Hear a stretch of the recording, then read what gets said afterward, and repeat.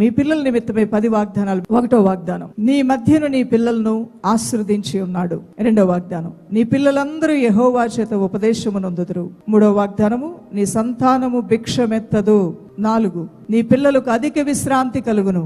5వది, నీ మీదనున్న నా ఆత్మయు నేను నీ నోట నుంచిన మాటలను నీ నోట నుండి నీ పిల్లల నోట నుండి నీ పిల్లల పిల్లల నోట నుండి ఈ కాలము మొదలుకొని ఎల్లప్పుడూ తొలగిపోవు. 6వ ఆశీర్వాదం, యెహోవా మిమ్మును మీ పిల్లలను వృద్ధి పొందించును.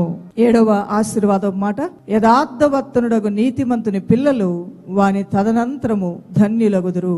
8వ ఆశీర్వాదం మాట, నేను మిమ్మును మీ పిల్లలను పోషించెదను. 9వ ఆశీర్వాదం, నన్ను ప్రేమించి నా ఆజ్ఞలు గైకొను వారిని 1000 తరముల వరకు కరుణించు వాడినై ఉన్నాను. 10వ ఆశీర్వాదం, నీ గర్భఫలమును ఆశీర్వదింపబడును. నీ గర్భఫలము ఆశీర్వదింపబడును. దేవుని నామానికి మహిమ కలుగును గాక. ఆమేన్.